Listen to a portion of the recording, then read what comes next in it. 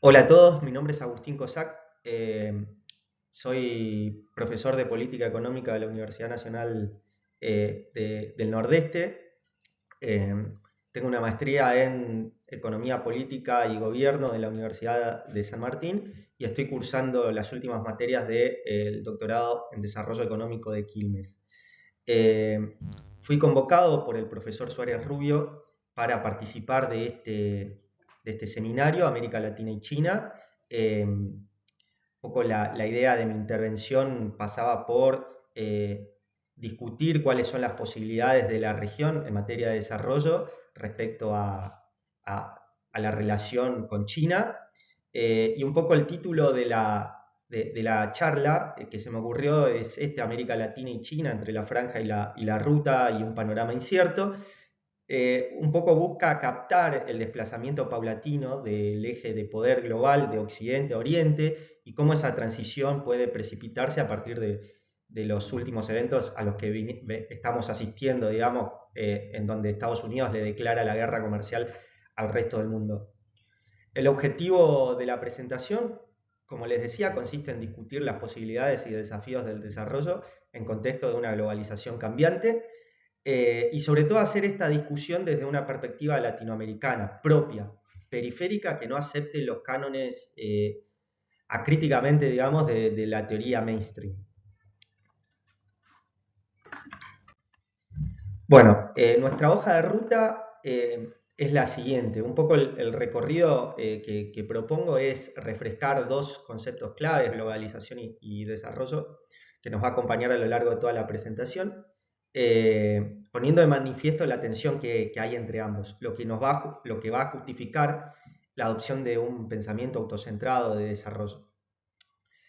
Exploraremos después los orígenes del pensamiento económico latinoamericano, eso nos va a remitir a la economía del desarrollo. Vamos a identificar los postulados principales del estructuralismo clásico. eh, Después vamos a ver cuáles fueron las críticas que se le practicaron y cómo fue evolucionando a lo largo del tiempo. Y finalmente, una vez que presentamos el marco teórico, vamos a analizar las oportunidades y desafíos que trae esta globalización en tiempos de guerra comercial. Para esto vamos a recurrir, para nuestra primera tarea, vamos a recurrir a un maestro que es Aldo Ferrer, que dedicó gran parte de su vida intelectual al estudio de los procesos de globalización desde la perspectiva del desarrollo nacional y regional. Eh, y también a la identificación de qué factores están detrás del éxito o fracaso de los países para aprovechar las oportunidades que le brinda el contexto de la globalización y también lidiar exitosamente, digamos, con los desafíos del desarrollo.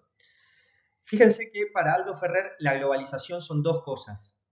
Primero es un sistema de redes que organiza integralmente los vínculos que hay entre países, los flujos comerciales, migratorios, financieros, de tráfico de información, de inversiones, de lo que se les ocurra. Pero también es un sistema de dominación, un conjunto de reglas de juego que son establecidas por las potencias para articular el espacio global a su servicio, a sus intereses. Por supuesto, una forma de hacerlo es a través de las instituciones globales, pero otra manera u otro mecanismo a través del cual construye poder es la construcción de relatos con pretensión de universalidad, o sea, las teorías económicas, las teorías de cómo funciona el mundo eh, refuerzan ese sistema de dominación, son parte esencial de eso. Y esto de alguna manera nos advierte sobre la importancia de tener un pensamiento propio, una visión crítica de cuál es el desarrollo para nosotros. Por otra parte, el desarrollo es un proceso de acumulación en sentido amplio de capital, de conocimiento, de saberes tecnológicos, de capacidades, que se verifica dentro del espacio nacional de cada país. Es decir, existe una tensión entre lo local y lo global, mientras que la globalización es un fenómeno exógeno, no depende de una región. La idea de desarrollo sigue manteniendo, conservando, a pesar de la intensificación de la globalización, sigue conservando una naturaleza endógena. Es cierto, puede haber crecimiento impulsado por determinantes exógenos, como por ejemplo el modelo agroexportador en Argentina, ¿no? A fines del siglo XIX, principios del siglo XX, pero no necesariamente eso constituye un desarrollo genuino, lo que requiere el dominio de las fuentes del progreso técnico.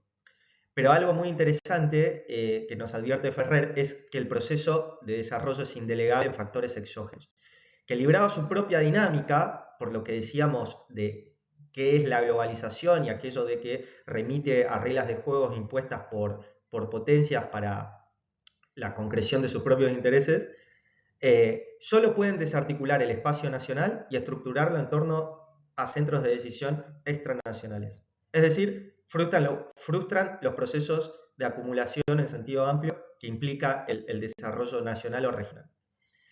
Eh,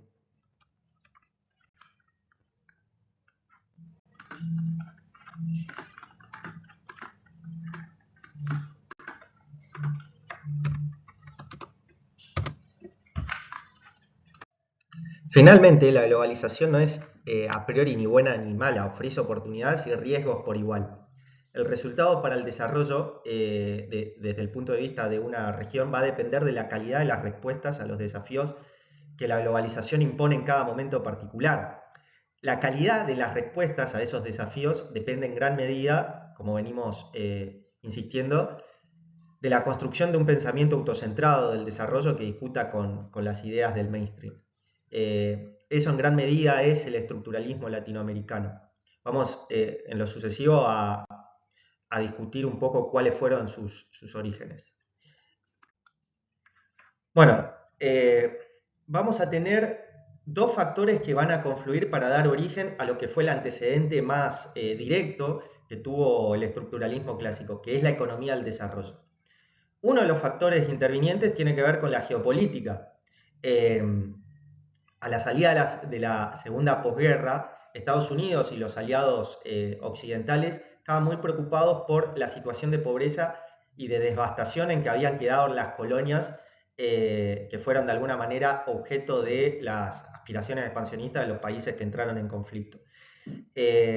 Estaban decididos entonces a reparar, no solo con recursos materiales, sino también con el aporte de ideas, esta situación de pobreza. ¿Para qué? Con el fin de evitar la propagación del comunismo, porque veían que la pobreza era una condición, digamos, a partir de las cuales era más fácil propagar esas ideologías. Entonces, esto fue por un lado. Por otro lado, la revolución keynesiana había sacudido los cimientos de la teoría económica convencional que se había mantenido incuestionable durante muchísimo tiempo, y esto empezó a cambiar a partir del periodo de entreguerras, donde la Gran Depresión amenazó con llevarse puesto a todo el sistema capitalista. De alguna manera, la economía keynesiana puso en cuestión aquello de que aquello de la ley de Say, digamos, es decir, que toda oferta crea su propia demanda, invirtiendo los términos de esa premisa, toda demanda crea su propia oferta, de alguna manera logró demostrar que el desempleo no era un problema de oferta, era un problema de demanda. Y para eso había que crear las condiciones de demanda que permitiesen a los empresarios volver a contratar a los trabajadores y de esa manera retomar la senda de crecimiento económico. Así, geopolítica y revolución keynesiana dan lugar a lo que se conoció como la economía del desarrollo, que nunca aspiró a ser un cuerpo sistemático de teoría, digamos. Más bien su objetivo estaba orientado a la acción, la prescripción de políticas económicas. Si bien la discusión interna era ardua, sí existían como tres temas en los que había un consenso absoluto. Primero, la industrialización como mecanismo para elevar la productividad por habitante o por trabajador. Después, la existencia de fallas de mercado que de alguna manera obstaculizaban un proceso espontáneo de industrialización y por lo tanto se requería el rol correctivo de los estados para eliminar o mitigar esas fallas de mercado. No podemos decir, no podemos decir o ceñir a la economía del desarrollo dentro de la economía keynesiana, porque en realidad el objetivo de los teóricos del desarrollo era mucho más ambicioso que el de los keynesianos, digamos, que simplemente su objetivo consistía en la estabilización, en resolver un problema transitorio, digamos, de subempleo por inadecuación de demanda agregada, cosa que se resuelve fácilmente a través de un truco financiero, al decir de Kalecki, que consiste en aportar gasto público cuando se te cae el gasto privado. En cambio, el problema que tenían enfrente los teóricos del desarrollo era mucho más complejo, consiste en elevar significativamente los niveles de productividad del trabajador, cosa que puede mantenerse por debajo, los niveles de productividad, la baja productividad, incluso en situaciones de pleno empleo. ¿Y esto cómo se hacía? Bueno, los teóricos del desarrollo y los primeros estructuralistas van a entender que si la productividad de cada trabajador dependía de la dotación de capital por trabajador, entonces había que invertir fuertemente en aquel sector que era intensivo en capital. Por eso la industrialización fue la primera herramienta que encontraron esos teóricos para justamente sacar a los países subdesarrollados de la situación de pobreza. Volviendo a la geopolítica, en 1945 se firma la Carta de las Naciones Unidas. Eh, Después se organiza, de alguna manera se delega en distintas comisiones la elaboración de los planes de desarrollo para las diversas regiones del planeta. La CEPAL surge en 1948 y va a constituir de todas las unidades la de mayor actividad o la que tuvo mayor, digamos, propuestas más sobresalientes. En 1949 sale a la luz lo que se llama el Manifiesto de la CEPAL, que es el artículo famoso de Presbich, que en 1950 asume como presidente de dicha institución. Y en ese paper esboza, o en ese documento, esboza cuáles son digamos, los bloques o las piedras angulares de lo que va a ser el pensamiento estructuralista más clásico. La idea de centro-periferia, el deterioro secular de los términos del intercambio y la industrialización sustitutiva de importaciones. Centro-periferia es un concepto que remite a un orden global con el propósito de reproducir jerarquías internacionales. Su desarrollo periférico es la contracara del desarrollo del centro. Uno de los principales mecanismos a través de los cuales se reproducen las relaciones de centro-periferia va a ser el comercio internacional. Se cuestiona el principio neoclásico de beneficio mutuo. Por otro lado, el deterioro secular de los términos del intercambio se explica al menos a partir de tres motivos. Uno tiene que ver con la idea de reparto desigual de los frutos del progreso técnico. Esto es la idea de que en sociedades heterogéneas, como las latinoamericanas, donde hay, digamos, poco trabajo sindicalizado, capaz de repartir, capaz de defender, digamos, los aumentos de productividad y captarlos para el salario, los aumentos de productividad debido a una mejora tecnológica no son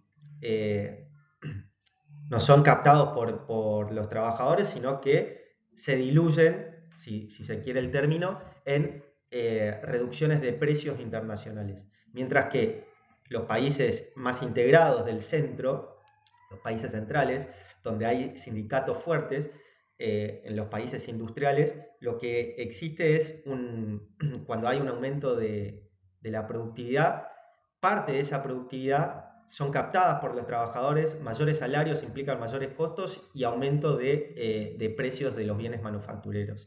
Eso explica por qué los países, en términos de Presbich, los países periféricos están condenados a aumentar cada vez más sus volúmenes de exportaciones para disfrutar al menos de los mismos niveles de importaciones. Es una de las explicaciones. Después, por lo menos es la que está citada en el documento de 1949. Después otros teóricos van a ir agregando otras explicaciones alternativas, como la elasticidad de ingreso de la demanda de los bienes manufacturados, es decir, la idea de que al aumentar el ingreso los países, o mejor dicho, las personas consumen menos que proporcionalmente bienes primarios y más que proporcionalmente bienes manufacturados. Por ejemplo, el consumo de carne.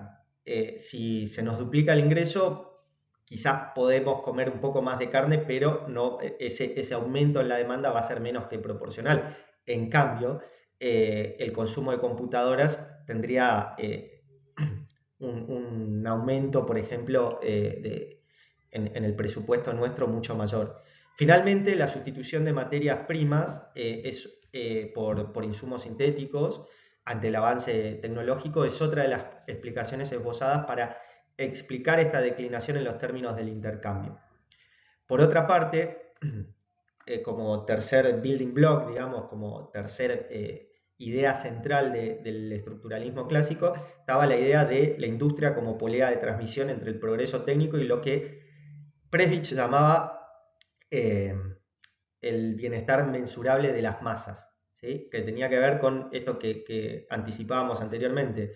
El progreso técnico en ese momento estaba muy emparentado con el aumento de capital por trabajador, porque eso implicaba de alguna manera un aumento de productividad. El problema entonces consistía en dotar de más capital al trabajador para aumentar su productividad, y la industria era el sector por excelencia intensivo en capital. Entonces había que desarrollar la industria para poder desarrollarse, pero este aumento, este crecimiento de la industria, de alguna manera implicaba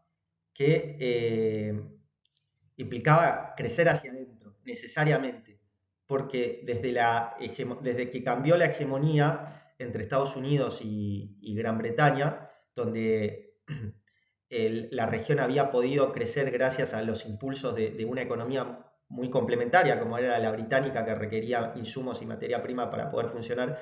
La economía americana era mucho más, si ustedes quieren, supletoria de la economía de nuestra región. Por ese motivo, la industrialización debía ser hacia adentro. Esto le dio un aroma proteccionista al pensamiento del estructuralismo más clásico. Acá les dejo en la presentación un video que lo pueden ver, donde de alguna manera explica justamente estos bloques principales en el razonamiento del estructuralismo más clásico. Y ciertamente el pensamiento estructuralista fue muy influyente en la época, y la política económica de los países centrales de la región fue inspirada en estas ideas. Y acá en esta diapositiva, en esta slide, tenemos bueno, cuál fue el resultado, digamos, a nivel más macro. Acá lo que tienen es el desempeño económico de las tres economías latinoamericanas más grandes: Argentina, Brasil y México. Puede decirse que hay tres etapas, digamos. Hasta mediados de los 50 y 60 el crecimiento fue tenue, con muchas dificultades, aumento de la desigualdad a consecuencia de la rápida urbanización que consigo trajo la industrialización, que implicó que muchas personas salgan rápidamente de las economías rurales y se urbanicen. También fue un crecimiento económico intermitente, crisis de balanza de pago recurrentes, inflación crónica por desequilibrios fiscales, por razones cambiarias, por puja distributiva. Estas primeras dificultades le valieron críticas por izquierda, la teoría de la dependencia, que ya vamos a ver. Entre los 60 y 70 se practican ciertos ajustes al modelo de ISI original, lo que de alguna manera reimpulsa, vigoriza el proceso de industrialización, más basado ahora en industrias de base, y realmente alivia un montón los problemas que se estaban acusando hasta el momento, digamos. Sin embargo, este estadio en el proceso de desarrollo, mucho más intensivo en capital, requería obviamente de más divisas. Más o menos por la misma época, los bancos estadounidenses estaban reciclando fondos abundantes provenientes de los países árabes, los petrodólares, colocándolos como créditos baratos. Así, el modelo de industrialización eh, con ahorro externo pronto tendría graves consecuencias. Bueno, y estas consecuencias empiezan a materializarse con toda la furia hacia principios de los 80, cuando los shocks petroleros eh, generan un fogonazo inflacionario que las autoridades monetarias de los países centrales combaten con aumentos drásticos de la tasa de interés. A su vez, las economías latinoamericanas que se habían estado endeudando, o sea, empiezan a tener o sufren las consecuencias de abusar del ahorro externo, que hasta ese momento había resultado la salida más barata, si ustedes quieren, para la nueva etapa o el nuevo estadio del desarrollo que se había inaugurado a partir de los 60. Entonces, un shock exógeno deja expuesto el verdadero tendón de Aquiles de la estrategia, que era la simétrica integración a la economía mundial, mucho más financiera que comercial. En definitiva, lo que está atrás del derrumbe no es tanto el modelo de desarrollo liderado por el Estado, sino su financiamiento, la financiación del desarrollo con ahorro externo. Y fíjense, el caso de Argentina por un lado y el caso de México por el otro. Eh, Dependiendo de si existía o no un mercado de capitales domésticos relevante, la respuesta a los problemas de endeudamiento, de deuda externa, digamos, fue suplirlo con deuda interna en México y Brasil o la monetización del déficit fiscal en Argentina, lo que trajo aparejado una mayor inflación en Argentina y una depresión mucho más aguda del crecimiento económico en nuestro país respecto de México y Brasil. Al estructuralismo clásico se le pueden formular dos tipos de críticas. Por izquierda, la teoría de la dependencia, y por derecha, el neoliberalismo. A fines de los 60 y principios de los 70 surgen una serie de críticas que coinciden en la idea de que la industrialización como respuesta a los problemas del subdesarrollo de la región fue cuanto menos muy optimista.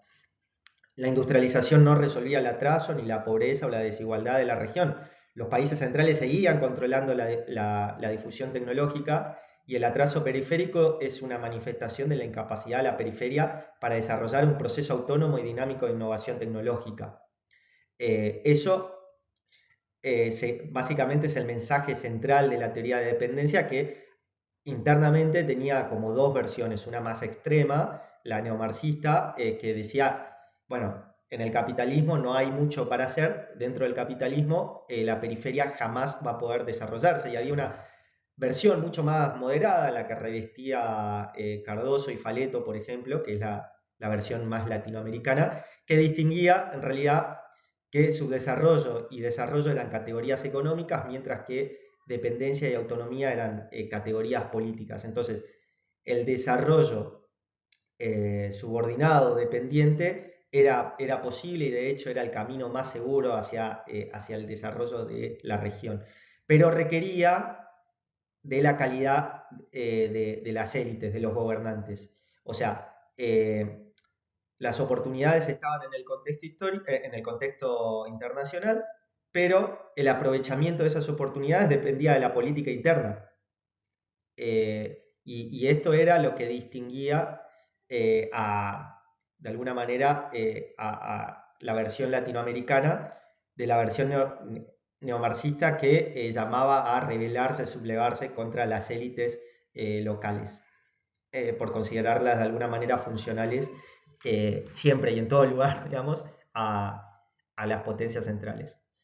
Pero sin embargo, las teorías de la dependencia, ninguna de sus dos versiones tuvieron el poder demoledor que tuvieron hacia los 90 las críticas neoliberales al programa estructuralista. Básicamente fueron críticas que adoptaron distintos argumentos y se enfocaban en demoler todo y cada una de las dimensiones del estructuralismo. Tanto la versión más microeconómica, que tenía que ver con la eficiencia asignativa, es decir, el Estado interviene y distorsiona los resultados supuestamente mejores que el mercado. Por otro lado, no puede existir una organización estatal que asigne desinteresadamente los recursos, porque en definitiva están integradas por individuos que son egoístas y como tal siempre hacen primar su interés individual al interés colectivo, y encima las regulaciones generan rentas que digamos, los regulados de alguna manera están dispuestos a compartir con sus reguladores de forma tal de sostener privilegios en el tiempo, dando lugar a pérdidas irrecuperables de eficiencia.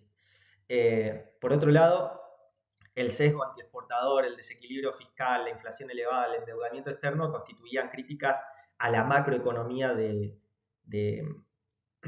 programa económico estructuralista.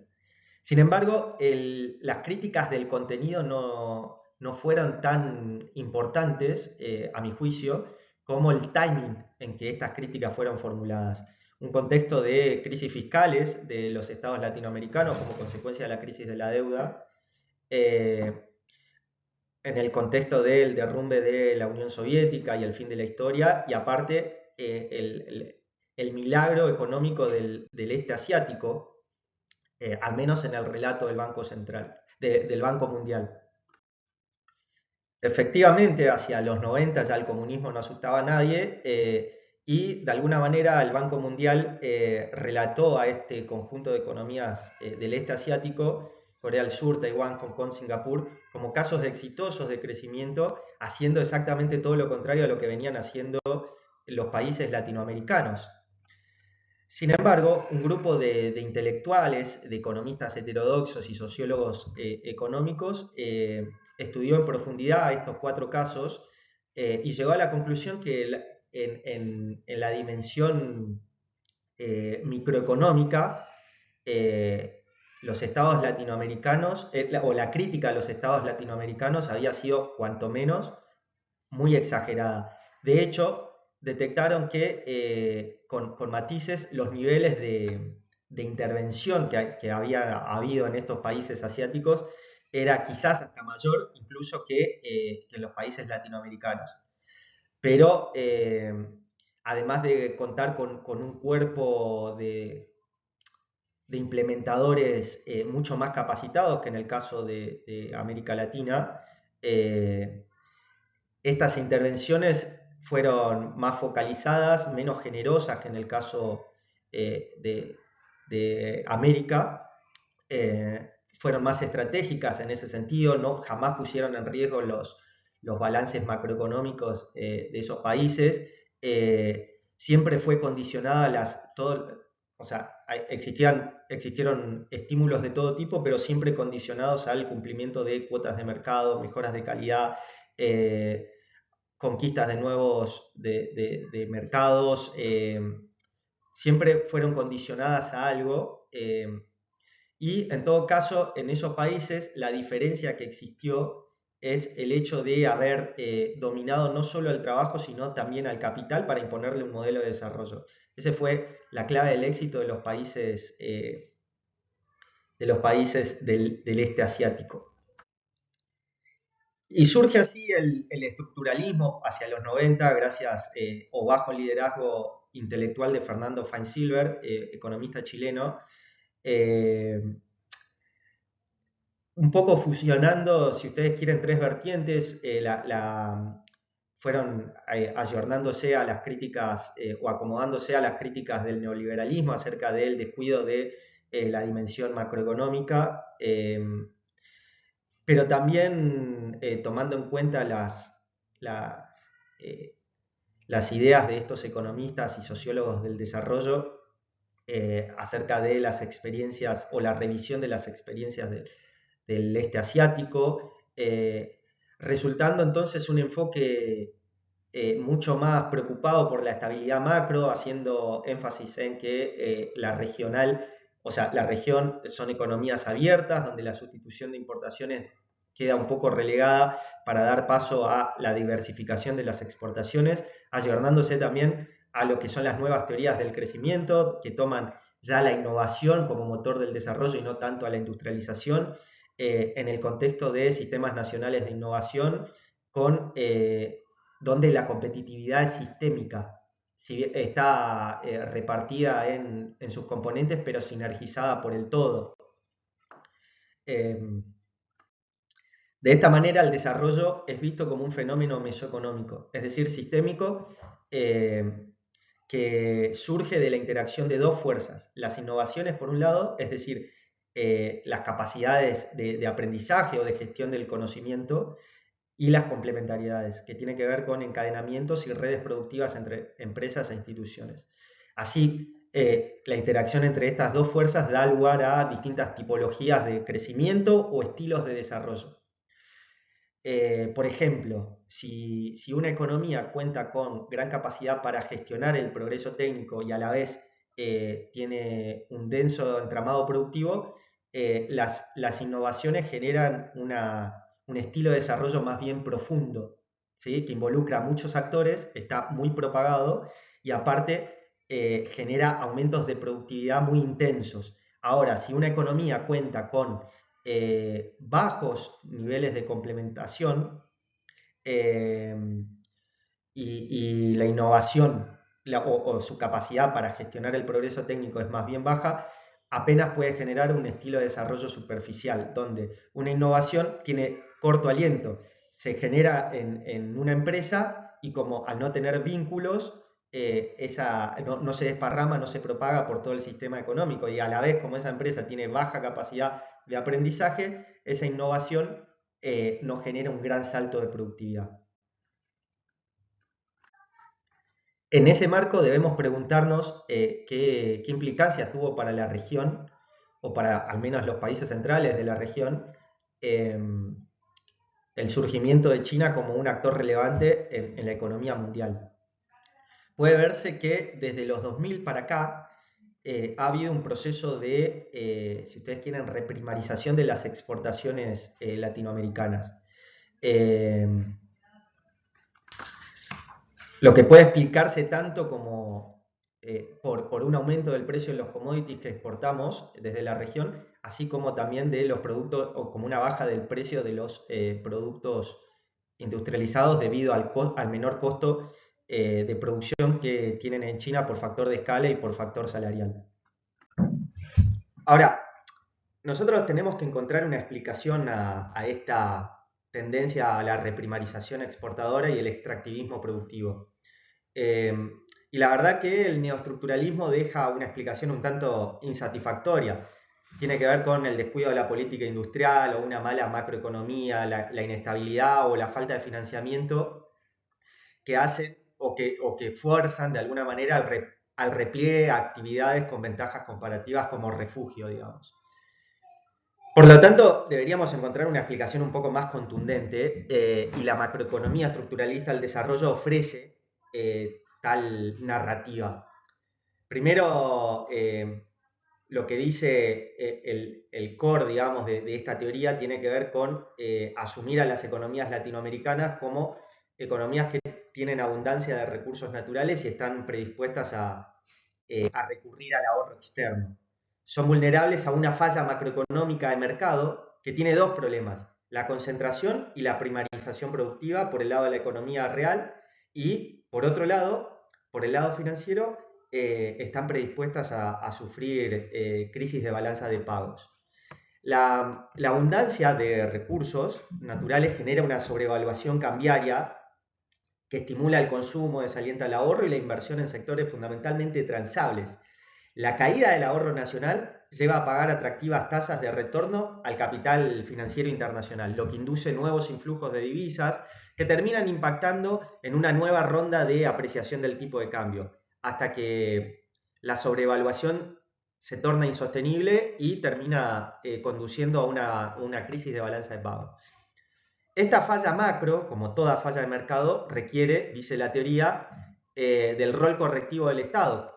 Y este rol correctivo es la administración del tipo de cambio real en niveles compatibles con el equilibrio industrial, es decir, con la supervivencia de actividades que utilizan tecnología de punta. Así, esta apreciación del tipo de cambio real genera varios efectos distorsivos sobre, sobre la economía regional. Primero, estimula el consumo, reduce el ahorro nacional y desalienta la inversión en sectores transables. Esto genera a su vez dos problemas muy básicos para la región, que no solo tienen que ver con la economía real, es decir, la concentración de la estructura productiva, la falta de sofisticación de sus exportaciones y ese tipo de cosas. Al reducir el ahorro nacional y estimular el consumo de bienes superfluos, también de alguna manera perfila a las economías a adoptar un modelo de financiamiento con ahorro externo, lo que a su vez trae aparejado crisis recurrentes de balanza de pagos.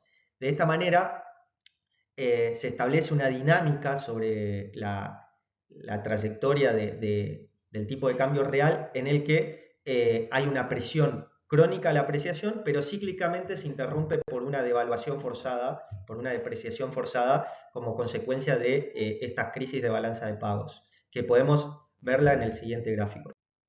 En este diagrama podemos ver cómo evoluciona el tipo de cambio real de las economías latinoamericanas según esta teoría de la macroeconomía estructuralista del desarrollo. Pueden verse dos épsilon, digamos, una tiene que ver con el equilibrio industrial, es decir, el tipo de cambio que requerirían las actividades más sofisticadas para ser rentables en la región, y un tipo de cambio más bajo que es el equilibrio corriente, es decir, el equilibrio que intertemporalmente balancea, digamos, la cuenta corriente, que es el tipo de cambio al cual de alguna manera converge como consecuencia del problema de la enfermedad holandesa, que como toda enfermedad autoinmune, de alguna manera se detiene para hacer rentable a los sectores que la generan y solo a esos sectores. Como ustedes pueden apreciar, el tipo de cambio de equilibrio del sector industrial o del sector tecnológicamente más complejo está por encima. Es decir, con este tipo de cambio real solo pueden subsistir las actividades primarias. Ahora, ¿qué pasa? La enfermedad holandesa, por definición, implica que se equilibra con la balanza de cuenta corriente en términos intertemporales. No habría problema de crisis de balanza de pago. Para esto tiene que pasar otra cosa y tiene que ver con los efectos financieros del tipo de cambio apreciado. El aumento del consumo de bienes superfluos, el estímulo a las importaciones, genera la necesidad de financiamiento externo, por lo tanto aumenta el rendimiento de los capitales financieros. Eso estimula su ingreso, lo que a su vez aprecia aún más el tipo de cambio y hace que incluso las actividades generadoras de la enfermedad holandesa no sean rentables a ese tipo de cambio. Se genera una presión sobre la balanza comercial que a la postre termina gatillando una devaluación o una depreciación forzada por la insostenibilidad de esta situación, digamos, de apreciación cambiaria. Esto nos lleva a advertir en el marco de la globalización actual si los recursos naturales son una solución viable a los problemas del desarrollo regional. Bueno, y el neoestructuralismo y la macroestructuralista del desarrollo debaten sobre esta cuestión, intercambian ideas, ambas corrientes coinciden en que el cambio estructural y el desarrollo van de la mano y que es necesaria la diversificación de exportaciones, que la restricción externa es el límite objetivo a las posibilidades de desarrollo de la región. Pero considera que el neoestructuralismo se enfoca más en la insuficiencia de política industrial o la ineficiencia de la política industrial para estimular complementariedades y la innovación en términos de capacidades para gestionar conocimientos.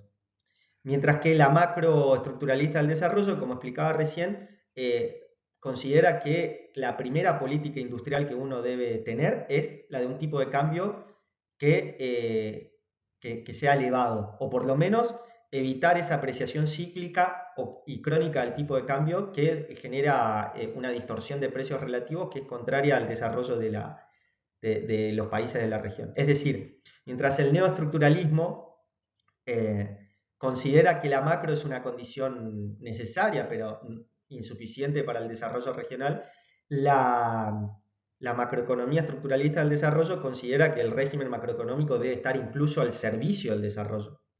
Eh, entonces el neoestructuralismo ahí hace una distinción, discute con esa idea, medio que la acusa de neomercantilista y hace una distinción muy fuerte entre la competitividad espuria, la conseguida por las ventajas cambiarias, respecto de las genuinas, que serían las que son conseguidas por el sistema económico, entendido como la confluencia de complementariedades e innovación tecnológica. Mi, mi punto personal acá es que, bueno, como decía Borges, ¿no? No estamos, no estamos condenados a una única tradición, sino que podemos recurrir o podemos aspirar a ambas, ¿no? Política industrial más política cambiaria para generar un modelo de desarrollo eficaz para la región, digamos. Bueno, finalmente, para ir cerrando, la globalización en tiempos de guerra comercial.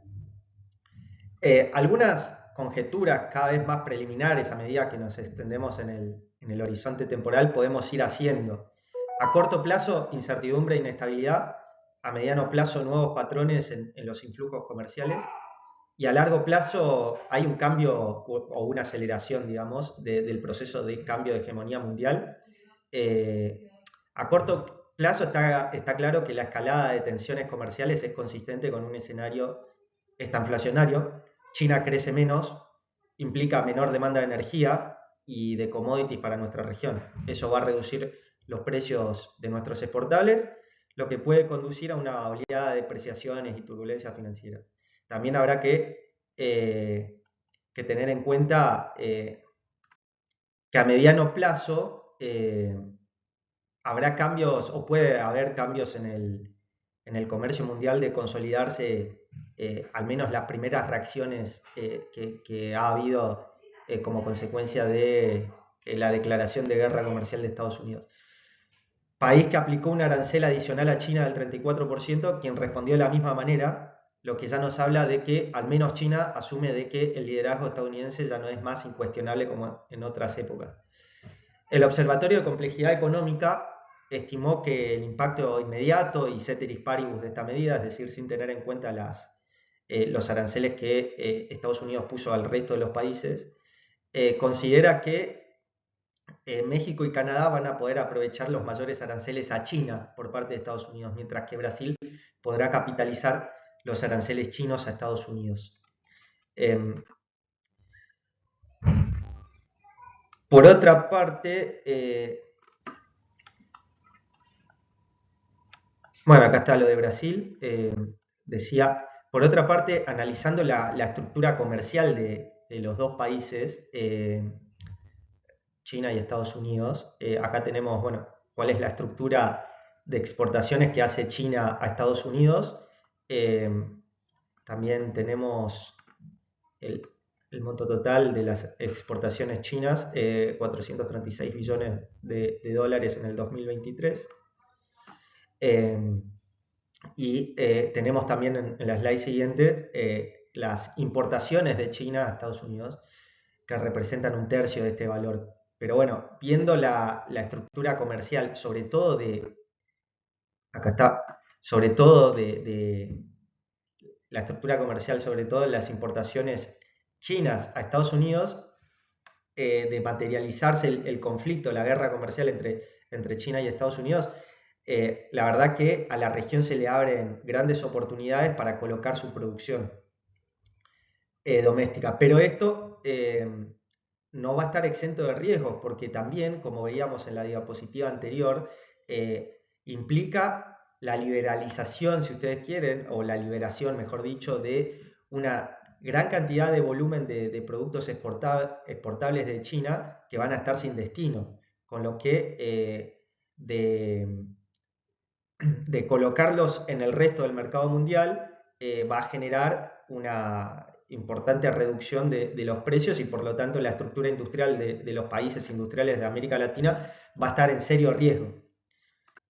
Finalmente llegamos a la hipótesis más precaria, si ustedes quieren, de todas estas, digamos. que tiene que ver con si Estados Unidos está ya desandando un camino para dejar de ser un líder confiable para la economía mundial. Esto porque en otros episodios, acá lo que ustedes tienen en esta diapositiva son dos índices bursátiles. Uno es un indicador del miedo, que es el índice VIX, que está a la izquierda de la pantalla de ustedes. Eh, Acá lo que pueden apreciar es cómo en otras crisis anteriores, como la de las hipotecas subprime o el COVID, el índice VIX dio saltos muy fuertes. Y bueno, estamos en una situación en la que vuelve a reaccionar este índice, mostrando una situación de pánico en los mercados financieros. Por otro lado, tienen el índice DXY, que mide la fortaleza relativa del dólar respecto de una canasta de monedas, como el euro, por ejemplo. Eh, y lo que suele ocurrir cuando el índice VIX se dispara, el índice DXY suele acompañar. De alguna manera hay un flight to quality donde los capitales, ante el escenario de pánico, de incertidumbre, los capitales internacionales suelen recurrir o suelen acudir a los bonos norteamericanos como refugio de valor, como reserva de valor. Quizás sea esa función del dólar el último bastión de la economía estadounidense, ¿no? El hecho de emitir la moneda de refugio mundial. Bueno, pero a diferencia de situaciones del pasado, donde justamente se daba esta correlación positiva entre la evolución del índice VIX y la evolución del índice DXY, en esta oportunidad los mercados están castigando al dólar. Es como que le atribuyen claramente la culpa del pánico, del miedo que están teniendo los mercados. Obviamente decíamos que es la hipótesis más precaria o preliminar que podíamos decir, porque la crisis fue detonada muy recientemente, habrá que ver cómo se acomodan los mercados financieros a esto, pero esta situación, este fenómeno no ha dejado de llamar la atención a economistas de renombre a nivel mundial como el propio Paul Krugman, que un poco advertía si ustedes quieren, esta rareza, esta anomalía, donde un país grande como Estados Unidos, que aplica un arancel, en realidad debería haber su moneda fortalecida. La teoría estándar indica eso, que la moneda de ese país debería apreciarse o el resto de las monedas depreciarse para compensar los aranceles. Incluso este era el argumento teórico por el cual desaconsejaban la política de Trump. Che, no te va a servir porque cuando pongas aranceles se va a apreciar la moneda y te va a neutralizar el efecto neto de los aranceles.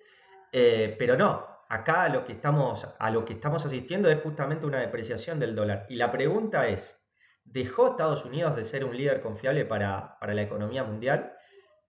Una pregunta accesoria, lógica a esa es, bueno, ¿quién va a asumir ese liderazgo? Probablemente es muy pronto para responder estos interrogantes, pero bueno, hay que estar preparados. Bueno, y ahora sí, para cerrar, efectivamente la guerra comercial puede traer una globalización mucho más desafiante para nuestros países, lo que va a requerir mejorar la calidad de las respuestas que nosotros tenemos para aprovechar eficazmente las oportunidades y de alguna manera evitar los daños colaterales que puede tener esta lucha entre gigantes. Eh, para esto es importante no comprar acríticamente las teorías mainstream, sino más bien centrarnos en las visiones de desarrollo autocentradas, digamos. Efectivamente, la globalización multilateral que Estados Unidos se encargó de detonar podría llegar a aumentar el bilateralismo. Como respuesta eficaz a eso, hay que recurrir al estructuralismo más clásico y al neoestructuralismo que hablaba de regionalismos abiertos. O sea, el bilateralismo implica que las partes se sienten a negociar y en general en las negociaciones de ese estilo siempre termina primando los intereses de la parte más fuerte, digamos. En este caso, los regionalismos pueden funcionar como contrapeso para sentarnos a la mesa de negociación como un gigante como es China, digamos. Eh, también hay otro tema que tiene que ver con la reconfiguración de las cadenas de valor. Eh, que la vamos a dejar para un ratito porque tengo una diapositiva especial para eso, pero otras cosas que quería, que veía como reflexiones finales es, ojo con la enfermedad holandesa, las tendencias que se están viendo a raíz de esta guerra pueden profundizar aún más la predisposición natural que tiene la región a sufrirla.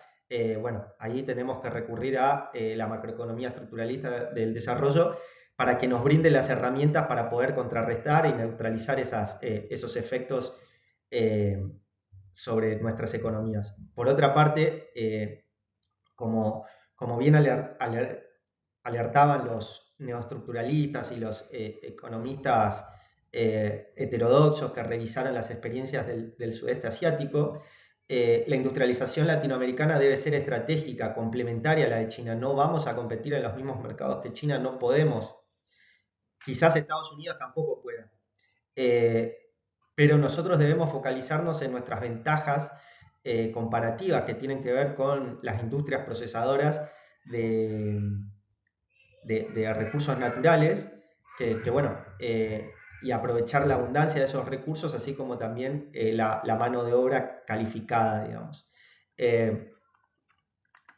Respecto a lo que les decía de la reconfiguración de las cadenas globales de valor, bueno, pero antes de pasar a las cadenas globales de valor y esto del retador y del campeón, lo que quería mostrarles en esta diapositiva era algo que está inserto en la literatura neoschuteriana, las nuevas literaturas de crecimiento, digamos, en donde se expresa que solo un puñado de países son los que dominan las tecnologías de frontera. Y históricamente fueron reticentes, o sea, esto mismo ha sido advertido, digamos, por la teoría de la dependencia, eh, han sido reticentes, decía, a compartir esa elaboración tecnológica o esa fuente de progreso técnico con el resto de los países, lo que ha dificultado enormemente el desarrollo de procesos innovativos autónomos en los países periféricos. Esto no quiere decir que los países periféricos no innovan, pero apenas su actividad innovadora está reducida al proceso de catch-up, ¿sí? Tecnológico, no hacen innovación de veras, digamos, según esta literatura. Todo esto para decir que en las cadenas globales de valor, o en la literatura de cadenas globales de valor, existen dos conceptos muy importantes, el de gobernanza y el de upgrading tecnológico. Como ustedes saben, las cadenas globales de valor surgen en los 70 a partir de ciertas innovaciones tecnológicas en materia de comunicación y en materia de transporte que permite deslocalizar lo que era el proceso fordista de producción en distintos países o en distintas regiones, aprovechando las oportunidades que ofrece cada contexto particular, pero centralizando la coordinación de todo ese proceso en un único nodo o eslabón central. En general,